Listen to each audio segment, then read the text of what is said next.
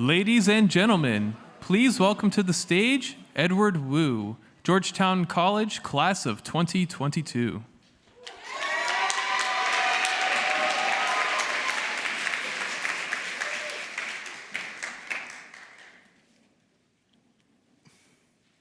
Hello. Good evening, everyone, and thank you for joining today's forum event hosted by the Institute of Politics and Public Service at the McCourt School of Public Policy, known by many of you as GU Politics. Tonight, we are joined by Fall 2021 GU Politics Fellow, Rebecca Piercy, who will be serving as today's moderator for tonight's discussion, and the U.S. Senator from Massachusetts, Elizabeth Warren.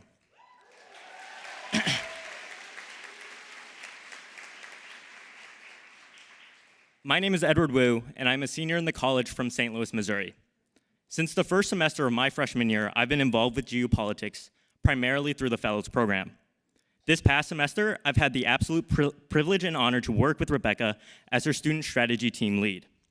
Her depth of knowledge and open candidness in discussion group and office hours has made this truly an unforgettable semester for me and many other students. In fact, I asked Rebecca for advice on this speech, and what she told me was, I don't know, dude, why don't you talk about why you're excited or something? And so here's why. When the pandemic hit, I took a gap year and ended up working on a couple of campaigns as an organizer. To be honest, I struggled with a lot of the aspects of my job and the pressures that came with it. But what kept me going was knowing that I was working for a movement that, if successful, would enact positive, meaningful change for Americans across this country during an unprecedented time. That's why tonight, I'm excited to hear from two expert policymakers about the policy response to the pandemic and where we go from here. Rebecca Piercy is one of the most respected political operatives in the country. During her 20-year career, she has steered hundreds of campaigns across the United States, including a stint at both the Democratic Legislative Campaign Committee and the DCCC, along with Senator Warren's 2020 presidential campaign. Sorry, a little bit of a Freudian slip. As a Fall 2021 GU Politics Fellow, Rebecca leads a discussion group called Political Science to Political Directing to Political Power, a Practical Approach, which offers students an inside look at how public policy moves through a political process. Elizabeth Warren, a consumer advocate who has made it her life's work the fight for middle-class families, was elected to the United States Senate on November 6, 2012 by the people of Massachusetts. Senator Warren is recognized as one of the nation's top experts on bankruptcy and the financial pressures facing middle-class families. Tonight, our conversation with Senator Warren will focus on leveling the playing field. This event is being co-sponsored by the Georgetown University College Democrats and the Georgetown University Progressive Alliance. Please join the conversation on social media by tagging GU Politics using @GUPolitics and the official event hashtag #Warren@GU. Now, I'd like to welcome to the stage Rebecca Piercy and Senator Elizabeth Warren.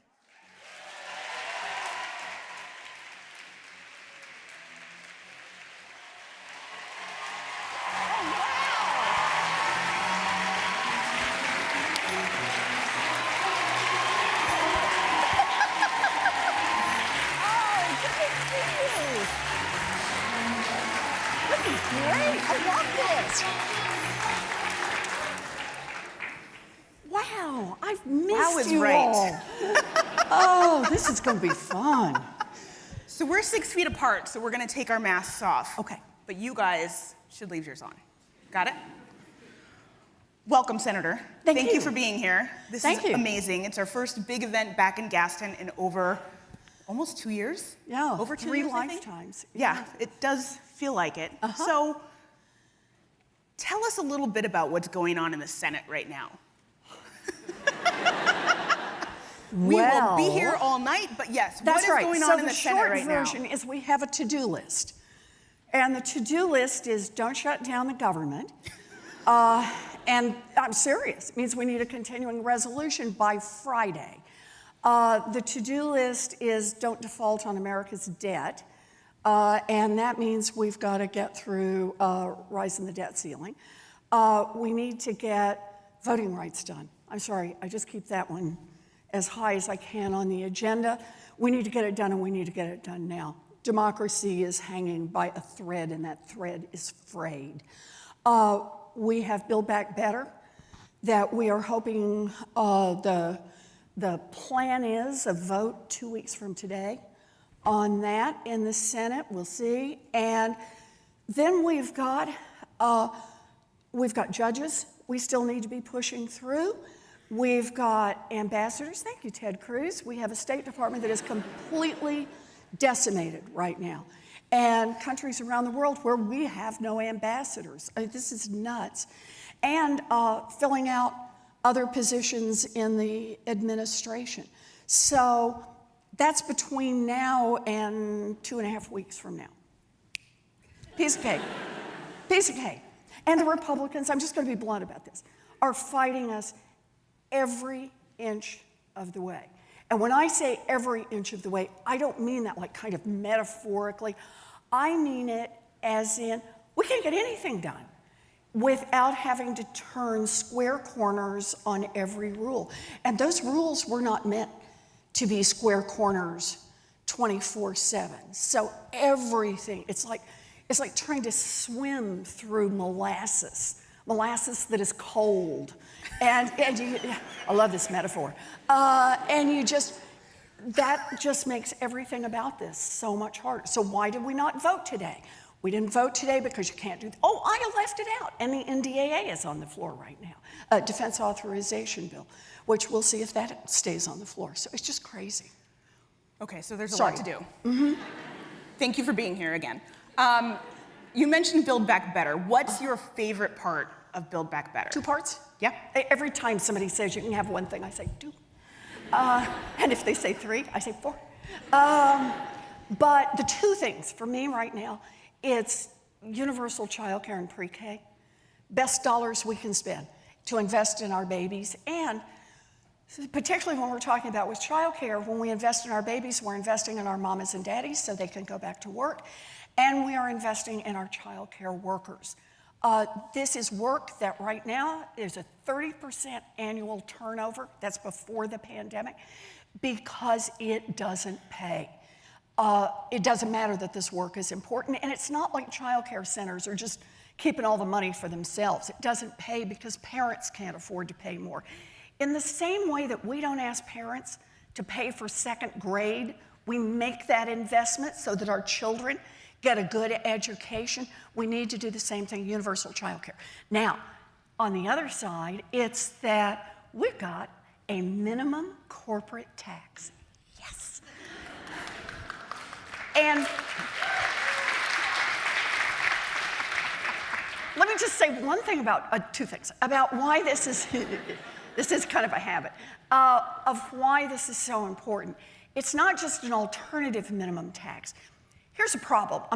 I'm counting on the fact here at all places that I am in a room full of total policy nerds.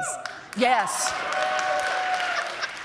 So think about it this way. If you just do an alternative minimum tax, whether it's for corporations or whether it's for individuals, you've stayed in the IRS, which means you've stayed in the 2 relevant committees in Congress, and the lobbyists who have already had a field day in turning our tax laws into Swiss cheese, just keep it up.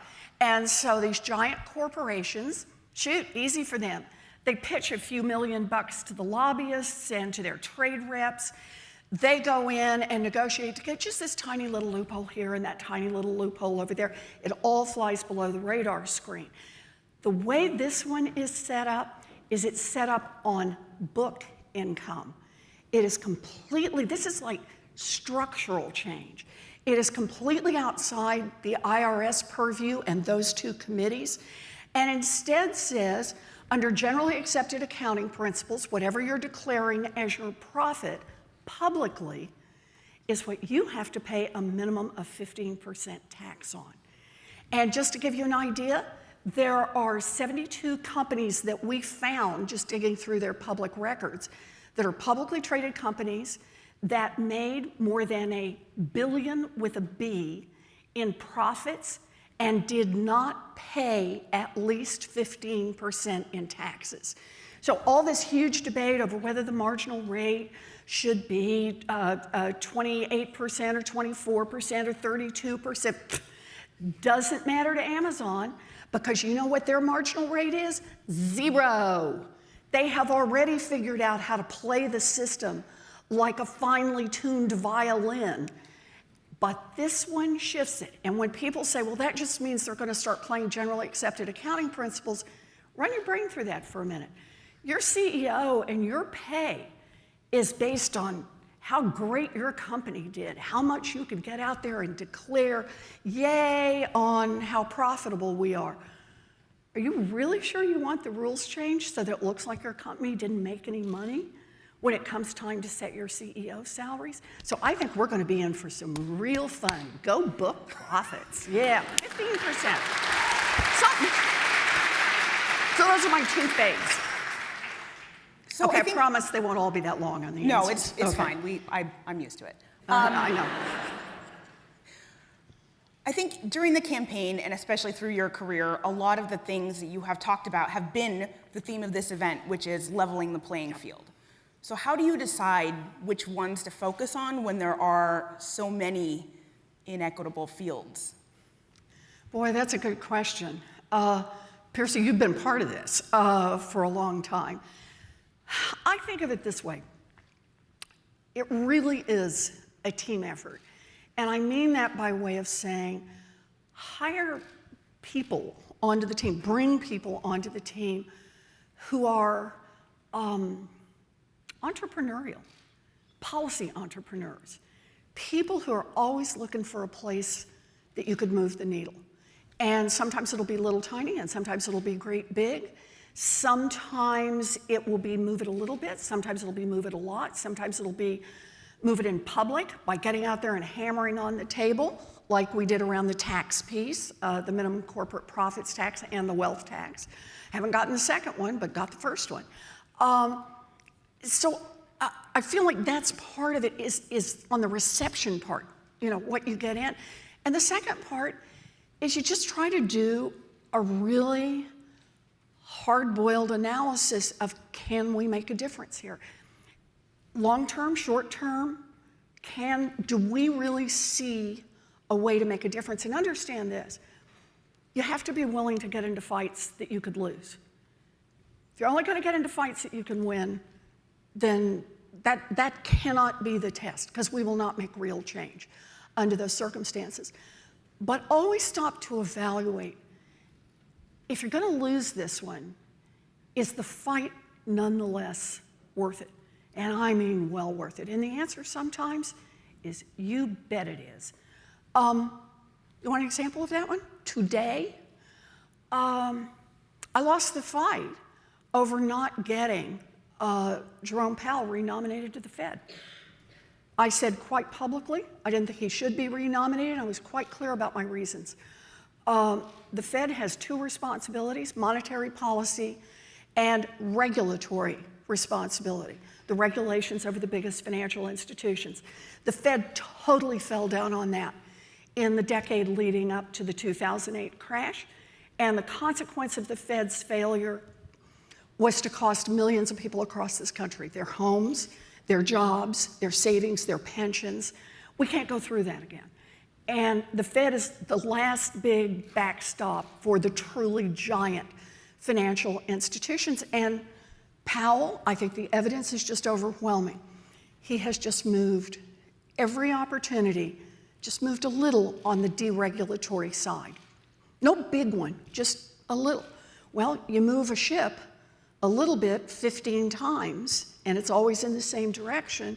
Pretty soon you find you're headed in another direction than you had intended initially. I got into that fight knowing that the odds were good that President Biden would renominate him. But I thought, A, it was an important fight. If I had been here back before the 2008 crash, I would have wanted the chance to have one more chance to stand up and say, this is a bad idea. We need a Fed that is willing to regulate these giant financial institutions.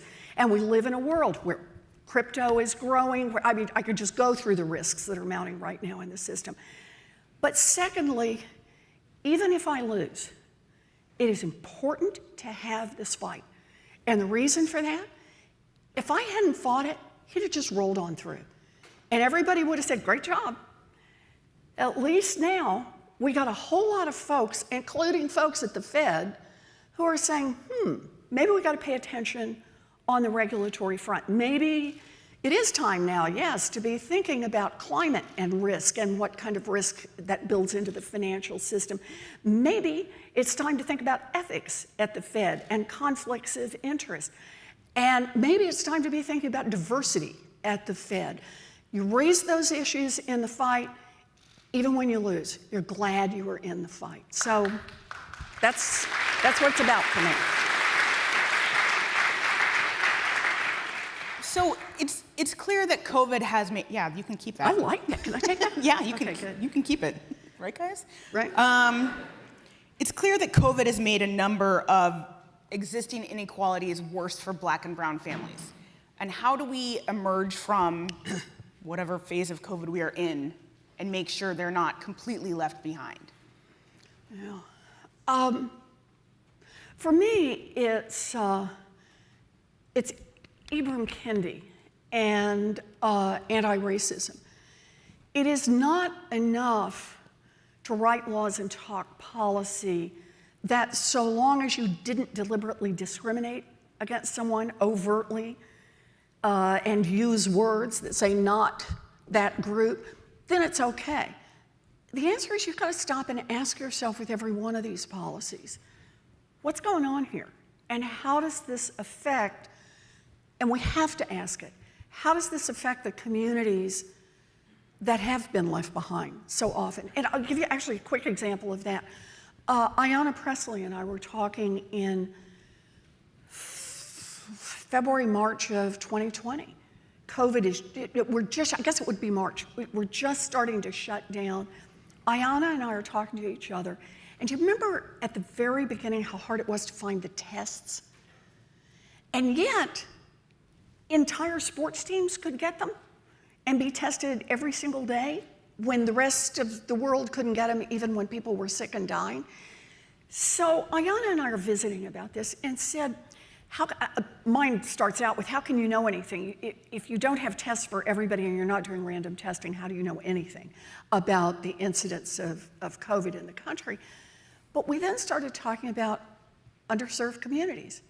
What do you think might be happening in Black and brown communities with just the opportunity to get tested, much less than the incidence of COVID and the ultimate mortality? And so Ayanna and I, we get off this call, and my team goes back and looks, and there are no data. Nobody's collecting data. They're collecting data on age. They're collecting data on race, sex, gender, and they're collecting data on your zip code. And those are the only three pieces of information that are being collected from the tests and reported back into the system. Well, if that's the case, that's all you can fix. And that's all you can start solving for. So Ayanna and I started in on the importance of, we need race data. We want race data. And we just, frankly, made total pains in the rear out of ourselves, which Ayanna's a great partner on that.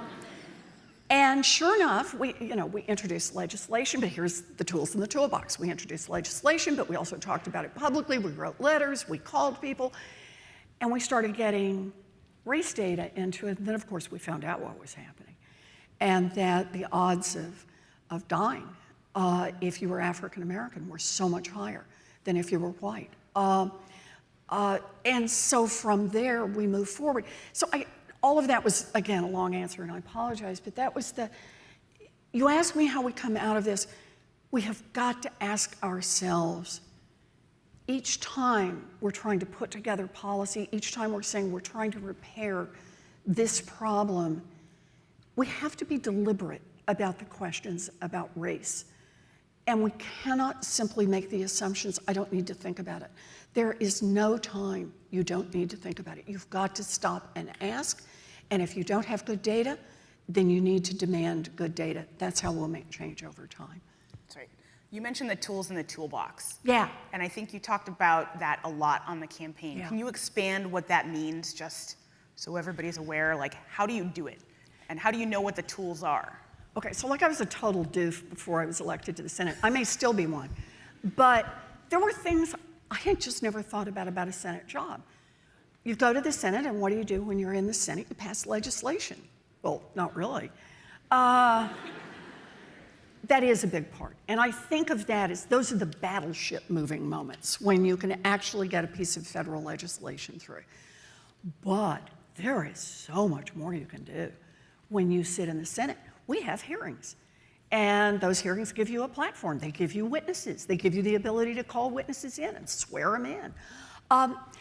You have the capacity to do oversight, not just the capacity. I think it's part of our job, is to do oversight, to investigate, to write letters, to shake your finger at some of our own government agencies, whether it's your party or their party who's in charge of those agencies.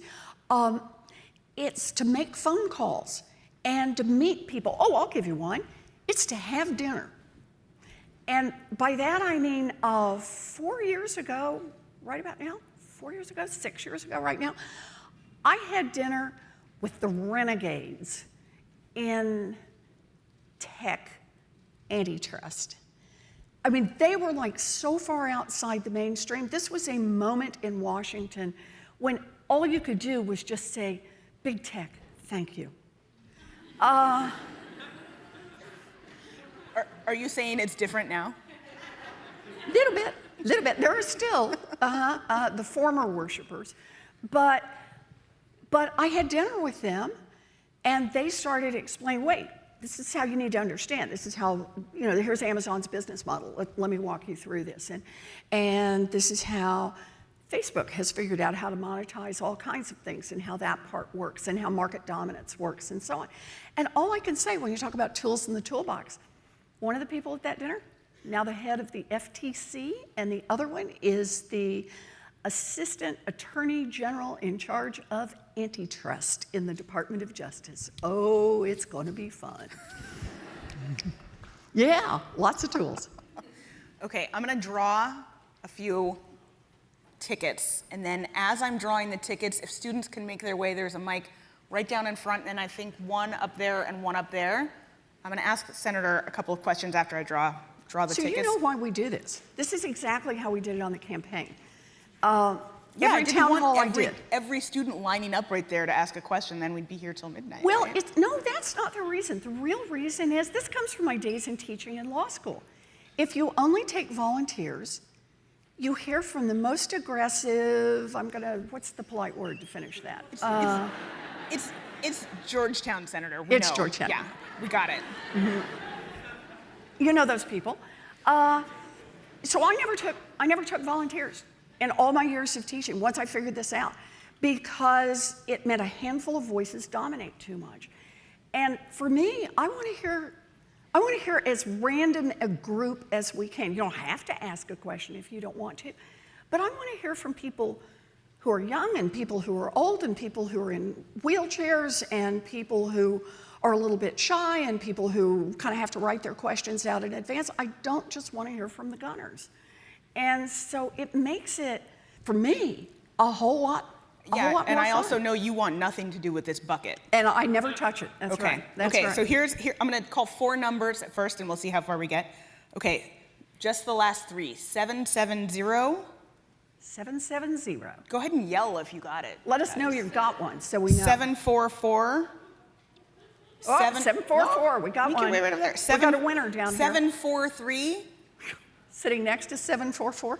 And 743. Watch this. It's 746. So. You're kidding. Okay, that was Piercy who did that. Yep, I did Way that. to go, Piercy. Yep, there you go. Okay, All right. we all knew that was coming. Okay. So I want to ask, while we're waiting for folks to gather, so we're in a room with very motivated students, probably some alum, my friends who are in the 3rd row. And what would you say to them to keep them involved in politics, in government? What's your advice? This is the moment. I mean, your motivation on a scale of 1 to 10 should be about 4,921. No, and I mean this, because I believe there are times in our history you can just beat your head against the wall and you're going to make very small differences. Doesn't mean it's not important, and you do what you can.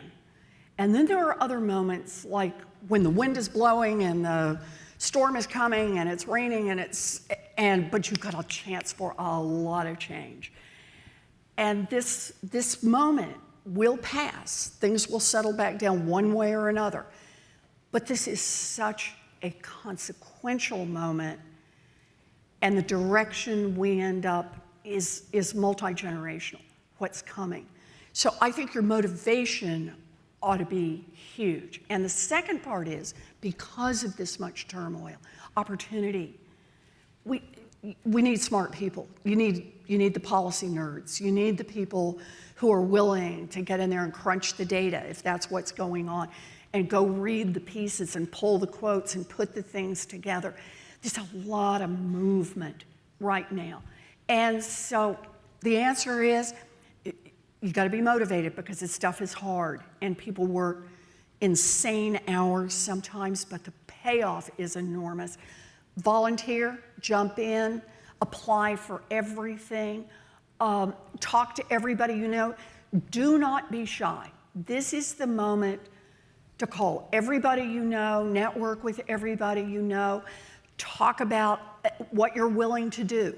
What you bring to it, that you're good at this and excellent at that and super at this part, but also willing to try anything. You'll work on any of the teams because you get in there and at least around our shop, you show you're good at it, man, the answer is, this is the pie eating contest for which the prize is more pie. But I like that. This is a pie eating moment is how I think of this. So that is very true of the Elizabeth Warren campaign. Okay, we're going to go to questions. Piercy, I see, yes, I see down in front. Can you say your name and what year you are?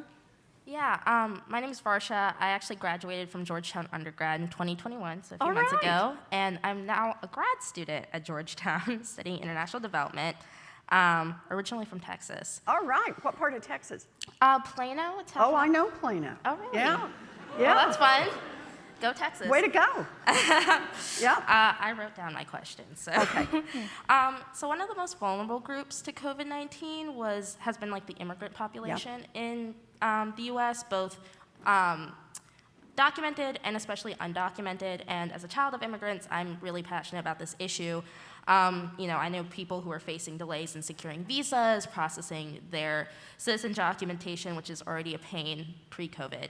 And with climate change also posing a global crisis, like how can we learn from this pandemic to ensure that this specific group of people who are not citizens of the US, or not yet anyways, will still be protected by the US government? Because I feel in many ways the pandemic failed them.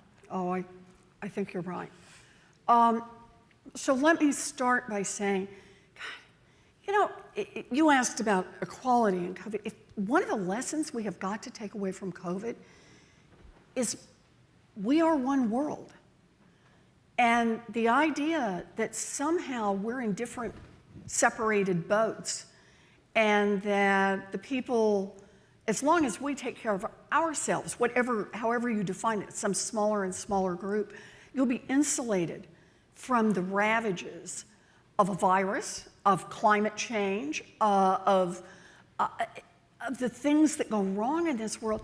It's just fundamentally wrong, and it just smacks us right in the face. So, obviously, we start with just public health and start with CDC. CDC and our whole public health infrastructure needs to be strengthened, and it needs to start with human beings, not questions about citizenship or race. It needs to start with human beings. And that we have to maximize care for, but also education of, just so people know what they need to do in the middle of any kind of crisis, and then whatever help we can do by way of insulation. So that's part of it. A second part of it, though, is to remember that crisis is felt differently depending on the resilience you've got. So yeah, we're all human beings, and yes, we're breathing some mix of oxygen and carbon dioxide. But the difference between having housing and not having housing is a huge health issue, as well as education issue as well, right? But these link up. And we have to think about a health infrastructure that is also about transportation. It is also about housing. It is also about food security. And so if we build out in that direction, it helps us all. And I'm willing to pitch this one to Democrats and Republicans alike, that your enlightened self-interest is to help everyone around you. And that if I can, I'll make my third pitch, and that is, we can't just pretend that our national borders will protect us. I understand the president has now said he's not going to accept flights from certain countries and so on, but we all just kind of roll our eyes, knowing that at best, you might delay for a short period of time before this next variant, before Omicron arrives on our shores, but it will come.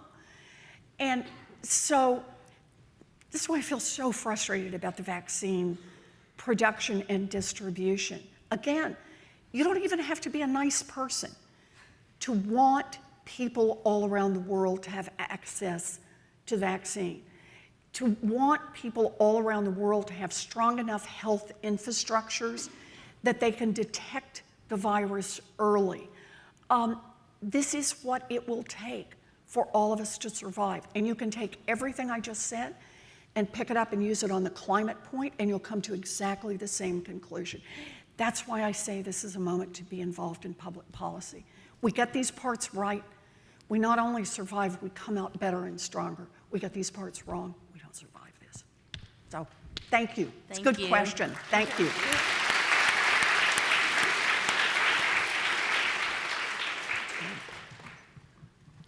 Hello, my name is Elena. And Hi, Elena. Hi, I am an EMPL student, so I'm studying in the master's program for the policy leadership. Uh-huh. And my question is involving tax policy because... Oh, I love it. So, Oh, you're such a nerd. I definitely am. So I'm the taxpayer advocate for the District of Columbia's Office of Tax and Revenue. Uh-huh. And my question for you is how you think that we can reimagine our tax policy or our tax system as a whole in order to make it more equitable, in addition to the proposal that you've already mentioned about the minimum tax for corporations. Elena, she wants to adopt you. You realize that, right? I do. I'm taking you home with me tonight. Okay, are you guys ready? It's time for a wealth tax in America. Come on.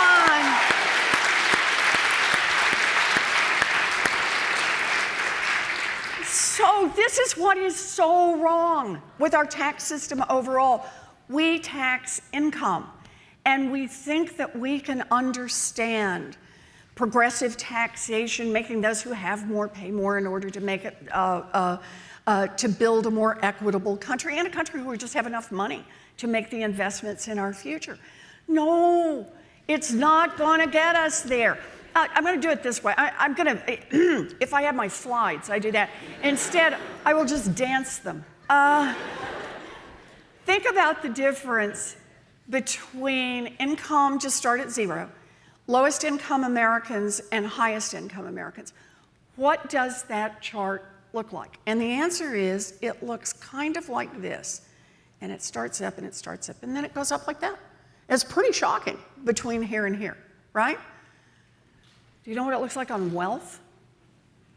It goes nothing, nothing, nothing, nothing, nothing, nothing, nothing, nothing, nothing, nothing. Now it starts to climb a little bit, and then it goes all the way up and through the roof. The inequality on wealth is extraordinary, and it has started creating perversions in our system. There's just no other way to describe it. Jeff Bezos. Yeah, I'm looking at you. Jeff Bezos, right? Described as richest man in America, one of the richest men in America, one of the richest 5, or however they count this stuff. Do you know how much he made in income last year? Anybody ready? $83,000. Less than a Boston public school teacher. How does he manage to finance his little, jet skis in space or whatever it is he goes off and does, right? How does he manage to finance it? He has this ginormous wealth, right, in Amazon that he owns. He borrows against his Amazon stock lives this fantastic life, never sells a share of stock, has $83,000 in income, therefore pays virtually nothing in taxes, and with any luck, thank you tax code, his heirs will then pick up that Amazon stock at a stepped up basis, and they will not have to pay taxes on it. They will be able to sell it for the value it is on the day that Jeff Bezos dies. That is obscene. That is disgusting. And what it does is it creates a class in America that continues to just rake value out of the rest of the economy, amass this enormous pile of money, and remember the part, it's not just money, it's influence that comes with it. It's to be able to have a voice in Washington that is louder than the voices of tens of millions of Americans. All of that because the tax code is structured on this simplistic notion that if we just tax income, we'll get to where we need to go. So, short version of this, I want to do a 2-cent tax on fortunes above $50 million. 2 cents, and it's on everything you own. It's on your car and your house and your, all of it. And it's wherever it's held, whether it's held here in the United States or somewhere else. And it's basically like property tax on a home. You pay a property tax every year. There's just property tax for rich people on the other stuff they own. The diamonds, the stock, the Rembrandts, the yachts, the yacht for the yacht, whatever it is they've got. And people say, oh, but it'd be so hard to value, for which I say, oh, boo-hoo, let me try.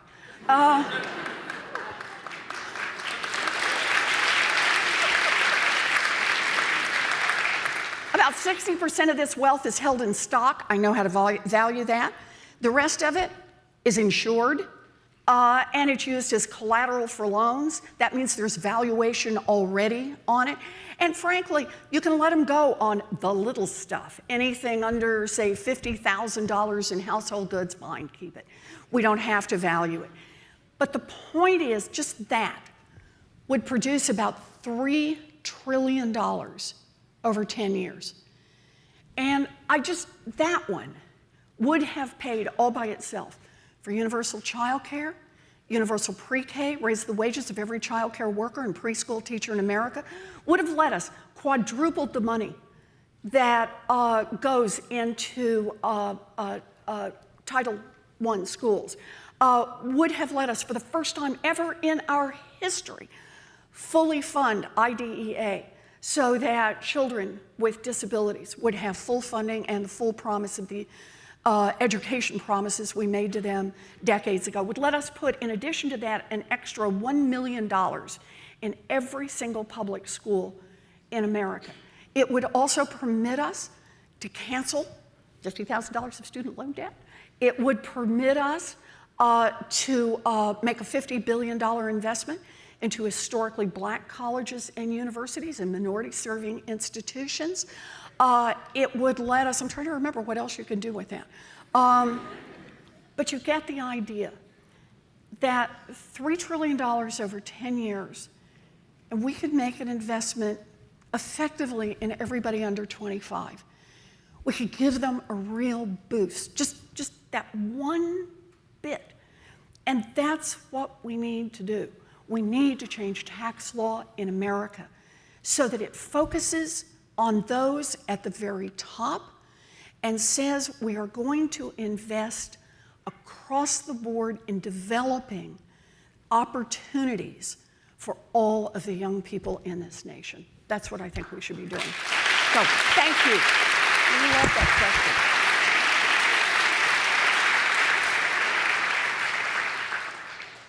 Hi, Senator Warren. Hi. Thank you for coming to Georgetown. Oh, I'm glad to be here. I'm a freshman in the college, undecided, undeclared. Yeah, so suggestions. You want to come to office hours tomorrow? But Piercy will take care of that. Yeah, office hours tomorrow. We'll get you in. Yeah, and on the subject of leveling the playing field, the recent redistricting after the 2020 census advantages certain parties and certain groups of people, but generally... Oh, that was put diplomatically. Yes, and, but it generally disadvantages minority communities. Yep. And my question was, what role does government policy come into play in mitigating the risk of state legislators moving minorities from the conversation? Like conversation about policy on COVID, which disproportionately affects minority groups, or on housing or education. Role does government need to play to address this disparity that's coming into play? One of the responsibilities of government is to protect our democracy. And the way we protect our democracy is we protect access to the vote. And that means every American citizen gets a right to vote and a right to get that vote counted, and that we do not gerrymander their voices out of existence. That's what it should be about.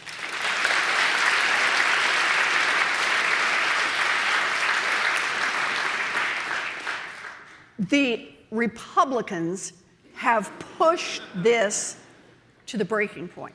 This is staggering. There's always been a little back and forth, but I hope you all are watching this now. You know, Wisconsin, this notion that if the Republican state legislature doesn't like the outcome of the election, they should decide who won the election, not counting the ballots at the ballot box. 150 different ways now that we've watched states around the country see to it that it's harder in communities of color to vote, that votes are less likely to be counted, that, I mean, just on and on. It's just multiplier effect. It's like as soon as one, and I'm just, because this is just factual, one Republican-led state legislature says they got their crazy on, another one says we can be crazier than that. And they're building off each other on these ways. We now have a political party in America, one of the two major political parties, who says quite openly that the only way that they can win is to keep some American citizens from voting. That is the state of our democracy, and right now, they're not just whispering that behind closed doors. They're saying it openly, and they are trying to move legislation through the state legislatures in order to accomplish that. We not only have the right at the federal level to put a stop to that, we have a responsibility to put a stop to that. And that's what we need to do right now. We have that bill pending right now in the Senate. We have all 50 Democrats signed off on the content of the bill. The need couldn't be stronger. The bill is good. It is a good, solid bill. And by the way, the particular one you raised, it specifically rolls back gerrymandering and says we're done with gerrymandering. Neither party, nobody gets to gerrymander. There are other ways we have to draw districts. But right now we are stymied over the question of the filibuster, because the Republicans have made clear they will not give us a single vote, even to move to debate on the bill, much less give us the 10 votes it would take in a 50-50 Senate to be able to break a filibuster and get to the floor and then be able to vote on it at the other end. So that's where it is right now. This is why I said our democracy hangs by a thread that is rapidly fraying. We are running out of time. And the filibuster is choking our access to making our democracy work, and it's time to get rid of it. So,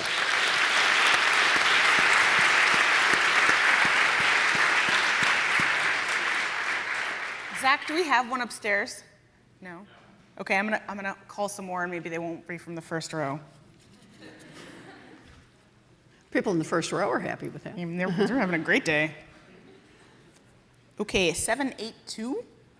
Do we have a 782? You guys All can right. woo when you get it. Come on over. I'm gonna go over.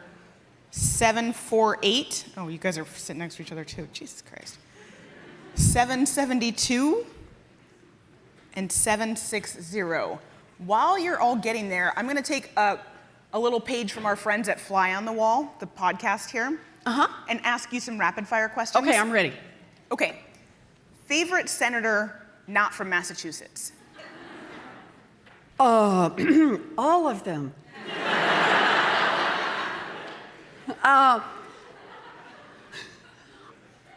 love Sheldon Whitehouse.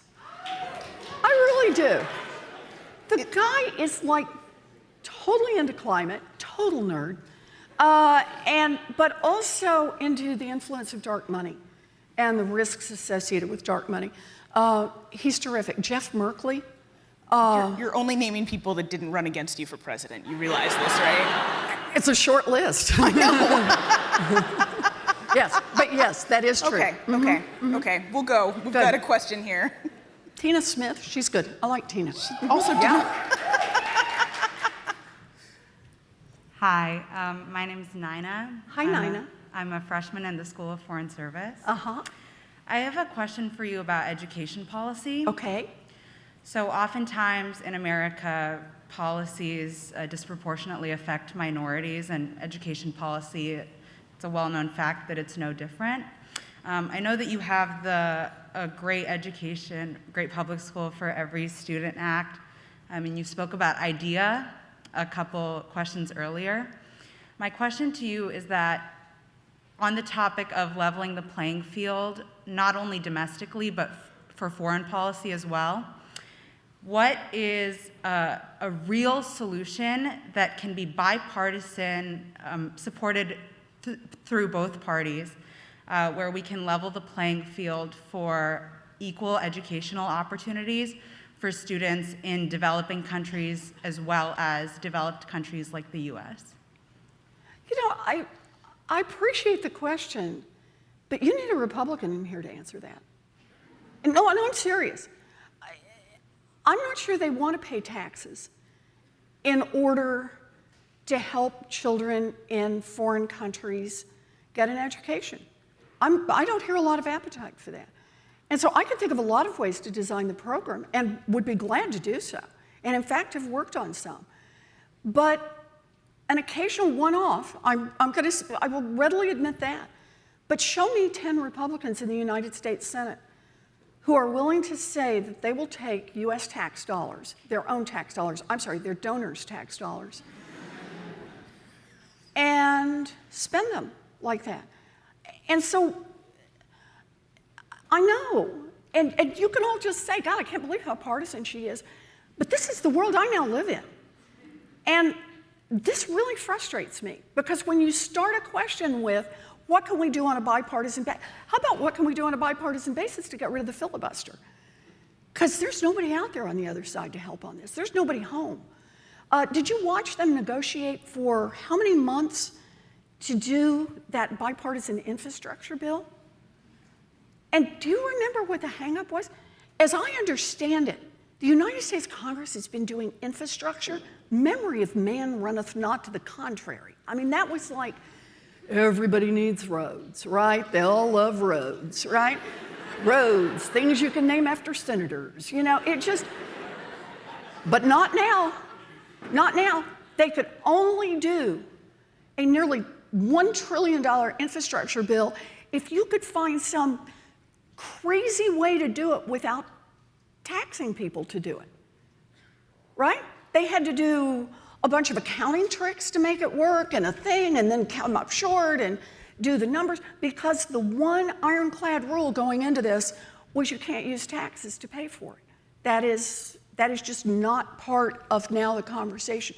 And so I say this not by way of, I'm not trying to give you a hard time. I'm just saying, I don't know how you have a conversation on public policy things that need to be done if you can't get people into the room who recognize, yes, we do need to pay for them. I actually do believe that. I think we ought to pay for the things that we're doing, and I want to pay for the things. I regard paying for the things you want to do as not only a discipline, but actually a benefit.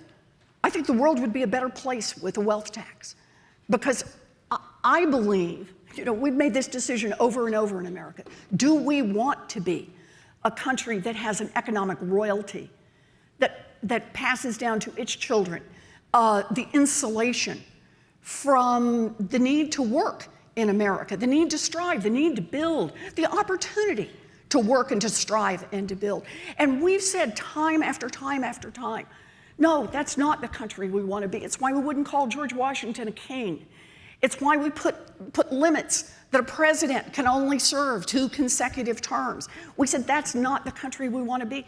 It's why, for any of you who are in law school, we have a rule against perpetuities. I know. But it's, the whole idea is building a separate group we believe does not work. And if you're not bought into that, you have such a different vision of America. The gulf gets so wide. And I don't say that as a matter of pleasure. I say it because it breaks my heart to see that. If we can't find that space to start to bring it together so that we can talk about educating children around the world, then we've lost something that I think was part of our aspiration to be a great nation. And so I say to you, I wish it were otherwise. But I don't know where the partner is to start that conversation right now. I wish I had a better answer.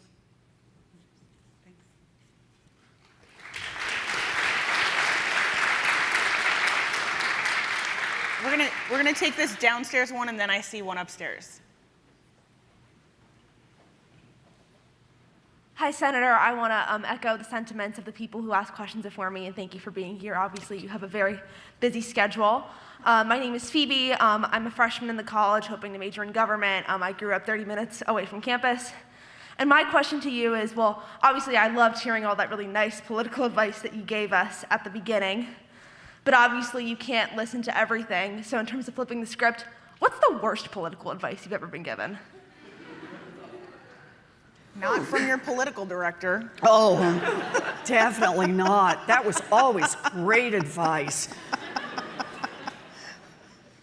You know, I think the worst advice I got was before I ever got in to politics. Remember, this was not my life. I am not like you all. I didn't know I was a nerd early on. I was not a government major. I was not into public policy. I was a law nerd and a bankruptcy and commercial law and economics and how all the pieces work and so on. And when I came down, I had this idea for this consumer agency. President Obama asked me to come down and set it up. I was pre-rejected to run the agency. That is, the Republicans sent over a letter to the president and said, if you nominate that woman, we will reject her. So I think I may have been the first person in history to be pre-rejected. I haven't been nominated. Couldn't you at least wait? But the answer was no. No, they were so ready. It was led by the folks on the banking committee. I just want you all to know I now sit on the banking committee.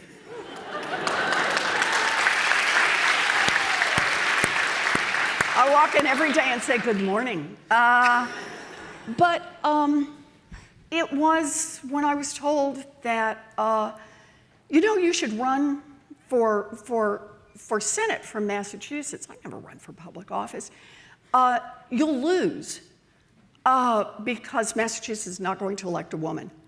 This is less than 10 years ago. In fact, it's 10 years ago right now. Yeah. 10 years ago right now when I was making the decision about whether or not to run. And the advice I got was run recognizing that you will lose. And when you do run, don't say anything that people would actually recognize that you are a woman. And I was like, I don't think anybody's going to be fooled about this. But it was, don't talk about things like childcare. Don't talk about education. There was like a whole list of things. You remember this. Oh, yeah. And that's really lousy advice. So I'll do the inverse, because I'm doing a bad job on this question. I'll do the inverse. And that is, on everything you do, whether you run for office, whether you run somebody else's campaign, whether you come in as a policy person, bring everything you are into it. And that means where you came from. You don't try to fool anybody about any part of it. because at the end of the day, you need your feet well planted. You know who you are, you know what you fight for, you know what you care about. That's how you're going to make it through in this. I love what I do. I hate it. But I also love it. And I love it in part because it comes from so deep in my heart.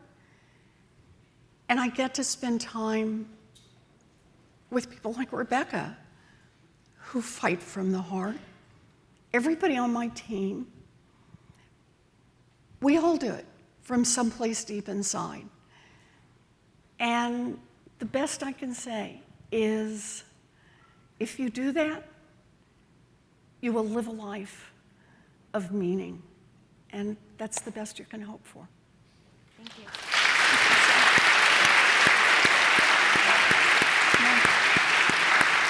I don't know if you can see them. Oh, yep, there we go. Right up there. Hello, Senator Warren. Can you Hello. see me? Yeah, I can hear you. Okay. I think you sneaked up behind me. Yeah. Tell me your name. My name is Pratik. Hi. I'm from southern New Jersey, in a rural town within like a Union County. For the past over a year, I worked for Senate President Sweeney in the New Jersey Senate, and I spoke a lot with a lot of constituents. And one thing I heard was it was a lot of former Democrats who, starting in 2016 and throughout now, have sort of felt abandoned by the Democratic Party, who feel that there's a lot of people in the party who are sort of, to use their term, woke liberals, who don't really understand what their life is like, and they just don't feel empowered, or they feel left behind by the Democratic Party. My two-parter, like, one, do you feel like their concerns have merit, and what can the Democratic Party do to bring those former Democrats back into the fold? Look, if they say that what Democrats are doing does not speak to them, then that's just true. I mean, that's just evidence. It clearly didn't. I think the question is, why not? Why didn't they rise with one voice and say, wealth tax, pass around the pitchforks and torches, you know? What is it about Democrats that caused people, hardworking people, decent people, to say, not for me? Could be racism. I don't think so, but it could be. It could be, though, that we aren't clear about what we fight for. Or we do a lot of policy stuff because we love the policy stuff, but we never indicate that we are willing to fight. And I think that makes a lot of people feel like, well, what the hell? This is not a debating society. I'm not inviting you to go to Washington to talk to a bunch of people and talk to each other and strut around. I want you to actually get some stuff done. And that maybe we haven't done enough of that. I don't know. I don't know, because obviously I don't know this set of people. But I will tell you this. I think what we are doing or trying to do is right. And when people want to say, oh, too woke for me, my answer is, yeah, right. Racism is alive and well in this country. And I believe that puts on every one of us a responsibility to stand up and speak out. And if there are people who don't like it, it's just too damn bad. And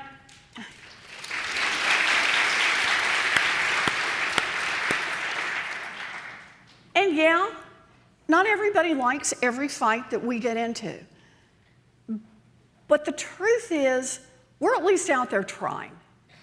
And we may not get it right every time. Not all of my colleagues certainly do. There's nobody in the Senate that I agree with 100% of the time, including myself, probably. But I think we are trying to move this in the right direction, and we are trying to do it in a way that is inclusive. We are trying to do it in a way that is thoughtful. We are trying to do it in a way where you get it wrong and you have to admit it, and you got to back up and try to do it again. And I want us to be an inclusive party. I want us to be an inclusive Congress, both parties.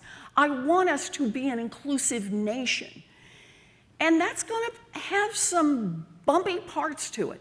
It's going to have some in the middle of it. People with privilege don't like giving up privilege. Hello?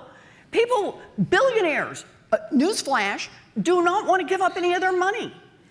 They got so much money, and you keep thinking, if you've got that much, surely you'd be willing to give up some. Nope. Nope, nope. Leon Cooperman went on TV and cried about it, right? A cup of billionaire tears, nothing so sweet. But I say this, change is hard, and I understand that. I would like everybody to acknowledge that and make it easy. It's not going to happen. The question is, when people tell you this is hard, then I try to do two things at once. One is, tell me what matters to you. Help me understand it. What is the part that worries you? What is it we can talk about that I can learn from here? Are you worried about health insurance? Are you worried about educating your children? Are you worried about still having a job a year from now? Are you worried about whether or not you'll ever be able to retire? Talk to me about these things. These are things I care about too. Let me understand them and let us work together on those things. But the second part is to say, you're not going to back me off from what I think is right. And you're not going to back me off from acknowledging the problems we have as a nation. Because if we don't acknowledge them, we can't fix them. We talk about the things that are broken because we love this country. We talk about the things that are broken because we believe that we can do better. We talk about the things that are broken because we are ultimately optimistic. We are not about trying to preserve whatever we've got. We're about trying to build more for everyone. For me, that's what this whole game is about.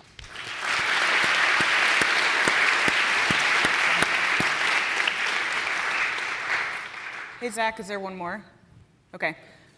That's it. That's it? That's it. That's so it? Can I ask you one last thing? Sure. So, we did the selfie lines on these campaigns. They were crazy. They were long. But I was always impressed by your memory of them and your cities. So can you tell us just a couple of your favorite selfie line stories? Okay, so a couple. There was the Pinky Promises. Some of you may know about Pinky Promises. Pinky Promises little girls, Pinky Promises little boys, Pinky Promises with daddies and with grandmas. There was the Pinky Promise in Iowa with the pug dog. Do you remember? It was like 185 degrees outside, and this dog is going, little short-snouted, you know the kind of dog. And the couple is going to say, oh, he wants to do a Pinky Promise. And this dog is like slobbering down my arm. I remember that one. A couple from the selfie line. In Nevada,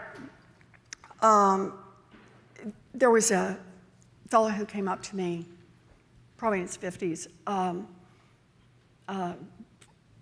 then kind of looked like he lived kind of a tough life. And he said he was diabetic.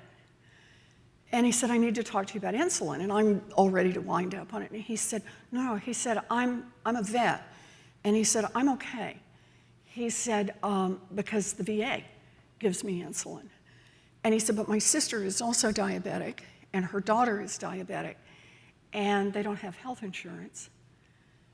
And he said, so when it gets toward the end of the month, and they don't have insulin, the three of them stay close together, and whoever looks like they're about to pass out gets the remaining insulin. He shares his insulin 3 ways. Can you imagine?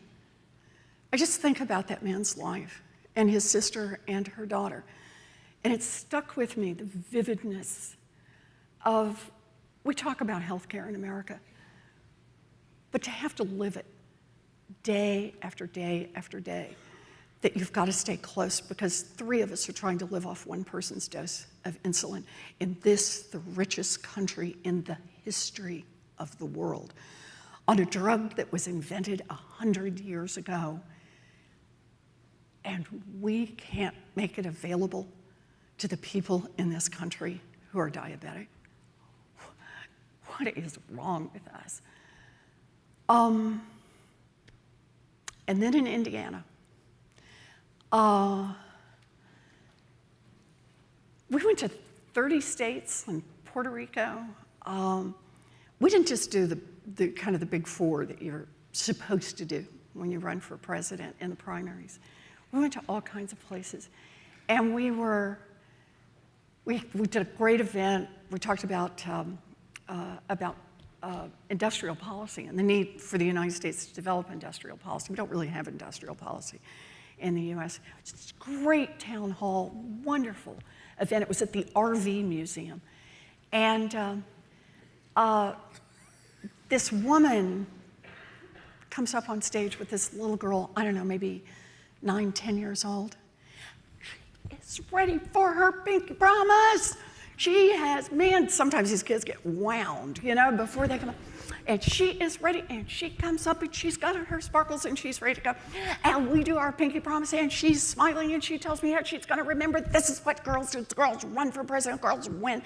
And she does the pinky promise, and she bounds off this kind of low stage we're on. And her mother's smiling, and she puts her arms around me, and she leans over. I said, what a doll. And she said, yeah, she has brain cancer. And she said, please remember all the children who need health care. Please remember all of us who are out there fighting these fights every day with insurance companies. Please remember how much we need a government that is on our side. Doing a selfie line was great fun, but it would be a smile and a laugh and another one and then another one. And then there were times you'd just be right in the middle of it, and it was like a spear right between the ribs and straight to your heart. Because it was the on-the-ground reminder that even for us policy nerds, that what underlies every part of this is people who work so hard and who need a government on their side. That's why I'm here. That's why I hope you're here. Because people really do need us.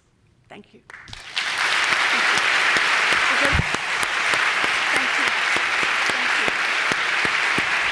Thank you. Thank you.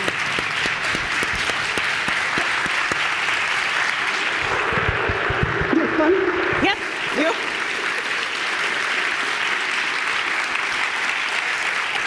Bye-bye. Bye-bye.